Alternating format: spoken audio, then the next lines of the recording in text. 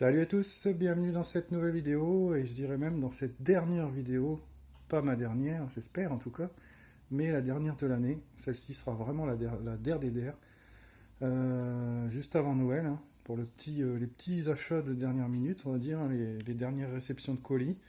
J'ai tout eu, j'ai tout acheté, donc je vais vous présenter un petit peu ça pour conclure cette année avec, comme vous le voyez, l'ambiance un petit peu Noël au coin du feu. Alors, donc il y a de la BD et du Blu-ray, voilà. Du comics. En ce moment, je suis dans une période recomics, on va dire, hein.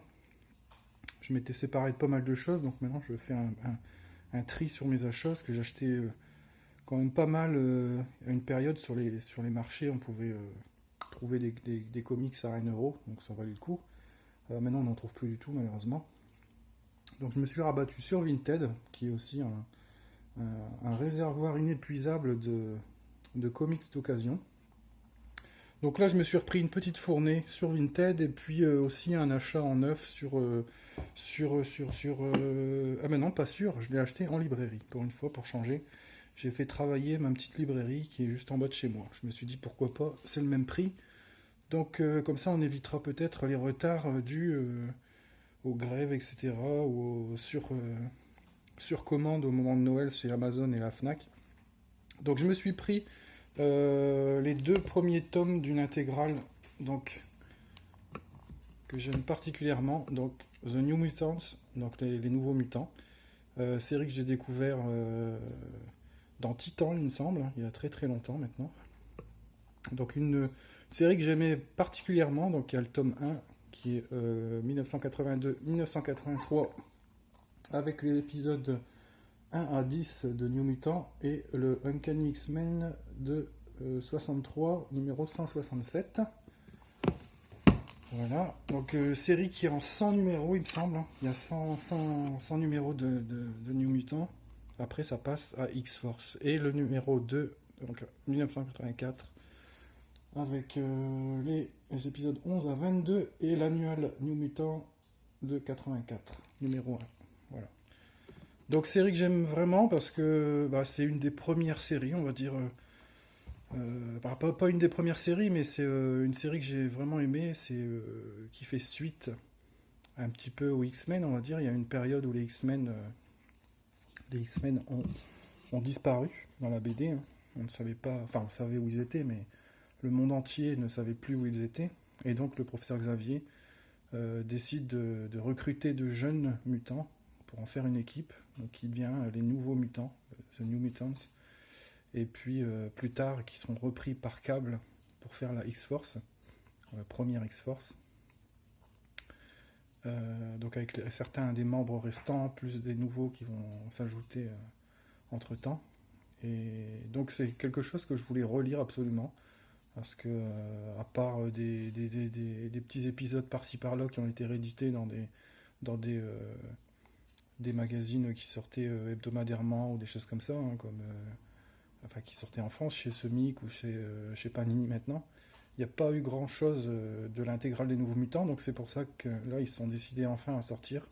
Donc les deux premiers tomes, j'espère avoir la suite et j'espère aussi avoir X-Force suite à ça, parce que franchement X-Force c'était quelque chose aussi à l'époque, hein. C'était les X-Men, mais plus violent, on va dire, hein, parce que Cable avait des méthodes assez radicales. Donc voilà. Donc les deux tomes, ça c'est fait. Ensuite sur Vinted, je me suis repris une petite fournée chez un vendeur. Il y avait des prix vraiment intéressants. Donc je me suis pris un gros volume. Donc c'est ça s'appelle, je crois que ça existe plus. Je crois qu'ils font plus ces éditions-là. C'est les Marvel Monster Edition. Donc c'est des gros bouquins comme ça, hein, style annuaire. Voilà. Donc là c'est les Thunderbolt. Voilà. Avec un petit effet bandeau brillant en haut. Voilà, tac. Donc ici et ailleurs, ça s'appelle. Donc c'est la fin, des histoires sur les Thunderbolts. Donc c'est les Thunderbolts, c'est une équipe qui avait été à la base une équipe d'anciens vilains, on va dire, qui sont regroupés un peu à la manière, je dirais, de la Suicide Squad chez DC, pour faire des missions pour le côté du bien, on va dire, hein, plus ou moins. Donc, qui avait été géré par le baron Zemo, qu'on voit ici, hein, à un moment donné. D'ailleurs, il est question peut-être de faire un film ou une série sur les Thunderbolts, justement sur Disney+. Donc on verra ce que ça donne, hein, si ça reste fidèle ou pas aux comics. Après, il y a eu les Thunderbolts qui ont été aussi, qui sont devenus les Dark Avengers et les Dark X-Men aussi, qui étaient gérés à ce moment-là par, après Civil War, par Norman Osborn, qui avait repris la direction du Shield, dans la BD bien sûr, dans le film c'est autre chose. Donc là en fait chaque Thunderbolt, chaque ancien vilain reprenait l'identité, on va dire, d'un héros connu, Venom pour Spider-Man, après il y avait le tireur, c'était Hawkeye, puis il y en avait d'autres comme ça, hein. Je sais plus, il y avait une super-héroïne qui reprenait le costume un petit peu de Miss Marvel. Donc il reprenait les noms des héros, mais en fait, sous le costume, c'était d'ex-vilains.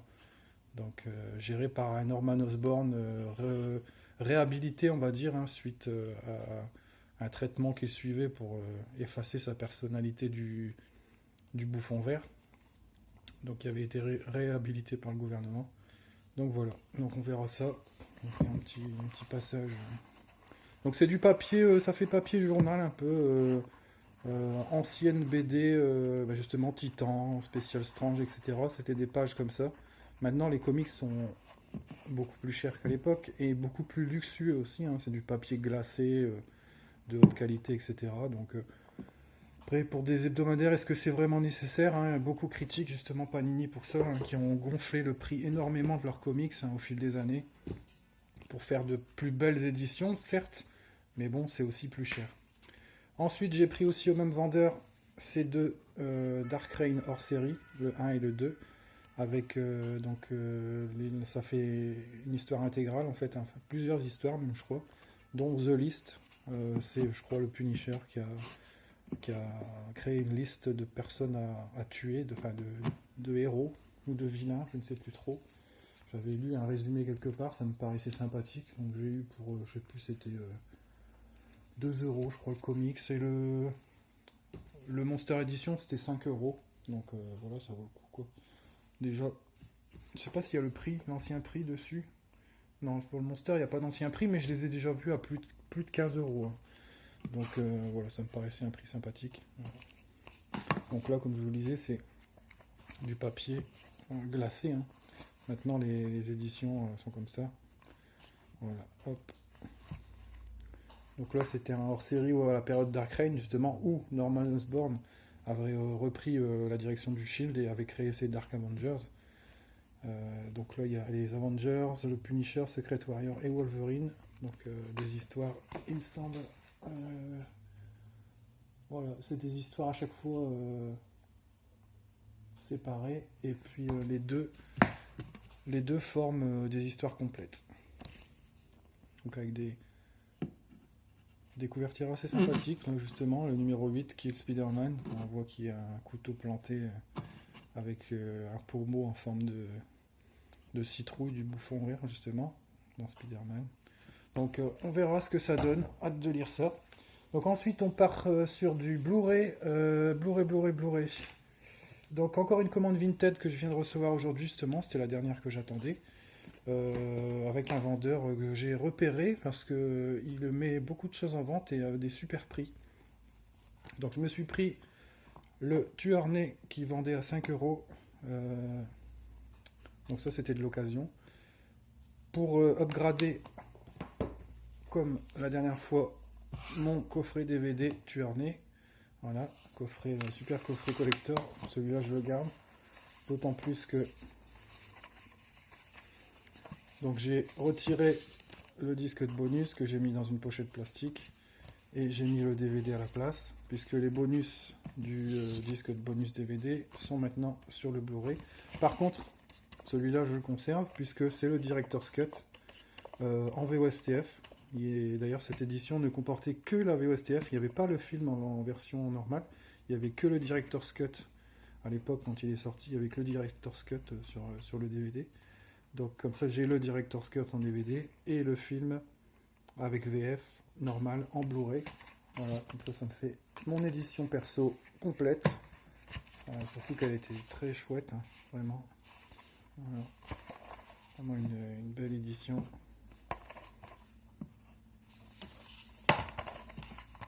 Donc il me restera plus qu'à trouver True Romance. C'est le titre que je cherchais l'autre fois, justement, j'arrivais pas à le ressortir. Donc en Blu-ray, pour compléter aussi, pour upgrader mon édition DVD collector que j'ai aussi de True Romance. C'est le dernier Tarantino que je n'ai pas en Blu-ray. Voilà. Et je n'ai pas non plus le dernier que je n'ai pas encore acheté. J'attends. J'ai bien aimé le film, Once Upon a Time in Hollywood.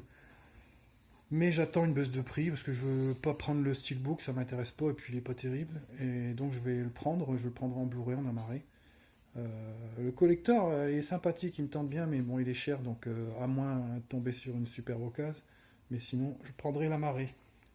Et donc je lui ai pris aussi, en plus de Tueur Né, ces deux titres. Voilà, c'est Backfilm je crois, oui Backfilm. Donc c'était la collection années 80. Hein. Donc ça c'est du neuf par contre. Donc il faisait 26 € les deux. Donc c'est le prix de 1 en fait. Hein. Donc ça valait le coup. Donc Svamp en version années 80, visuel années 80. Il y avait deux visuels, hein, visuel années 80 et visuel 2000. Moi je préférais les visuels années 80. J'ai déjà Flic ou Zombie dans cette collection-là. J'ai pas pris les autres parce que soit ils m'intéressaient pas, soit il y avait Creepshow 2 hein, qui est très bien, Creepshow 2, mais je l'avais déjà en Blu-ray italien avec la VF, donc ça m'intéressait pas de remettre 25 ou 29 € pour acheter le coffret. Voilà. Et puis le Philadelphia Experiment. Donc là, malheureusement, c'était un lot, hein, c'était ces deux-là. Il y avait que ce visuel-là, donc c'est le visuel année 2000, celui-là, mais il passe, ça va. C'est pas trop année 2000, on va dire. Donc ça reste correct. Donc bien content de les avoir. Vamp, un film que je connaissais pas du tout, mais quand j'ai vu, bon là le blister est un peu arraché ici, mais c'est complètement neuf en dessous. Hein. De toute façon, je l'avais vu sur les photos, donc il n'y avait pas de souci. Film que je connaissais pas, mais quand j'ai vu la bande-annonce, j'ai tilté dessus parce que je me suis dit ça c'est un film qui va me plaire. C'est vraiment le type de film années 80, style Vampire, vous avez dit Vampire en fait, hein, avec un groupe de jeunes un peu délirants.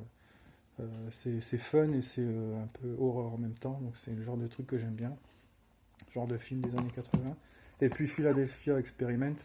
À la base, j'étais pas trop tenté de le prendre, mais je confondais avec Nimitz, Retour vers l'enfer. Je pensais que c'était ce film-là. J'ai confondu les deux. Donc là, c'est aussi une histoire de personne qui est sur un porte-avions qui est téléporté, mais c'est pas le porte-avions qui est téléporté dans notre époque. Donc là, ils sont téléportés de, je sais plus, de 1943 à 1980 et des brouettes, quoi, on va dire, voilà. Donc voilà. Avec Michael Paré et puis comment elle s'appelle, Nancy Allen, je crois, qui joue dans Robocop aussi. Oui, c'est ça, Nancy Allen. Voilà. Donc ça très longtemps que je l'ai pas vu celui-là, extrêmement longtemps. Je me demande si d'ailleurs la dernière fois que je l'ai vu, c'était pas en cassette vidéo en location. Donc c'est pour dire si ça doit vraiment être il y a très longtemps. Donc voilà, très content d'avoir pu choper ces deux éditions en neuf, hein, pour moitié du prix, on va dire, hein, donc deux pour le prix d'un.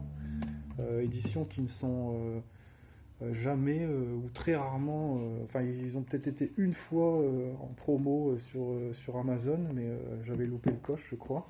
Je crois que c'était genre aussi deux. Ah non, je crois que c'était deux achetés à offert, je crois, c'était ça. Donc ça faisait quand même. Fallait quand même débourser une soixantaine d'euros pour en avoir un gratuit, quoi, en fait. Je crois que c'était ça, ouais. Ça me paraissait quand même cher, quoi. Un acheté, un gratuit, ok, mais deux acheter, un gratuit, faut quand même sortir un petit peu d'argent d'avance, là. Donc là, 26 € les deux. Que demande le peuple? Là, c'était nickel. Hein. Et en plus, le vendeur m'a reconnu. Comme j'ai le même pseudo un petit peu partout, il m'a demandé si c'était moi le youtubeur. Enfin, c'est un bien grand mot, youtubeur, mais bon. Donc j'ai été reconnu.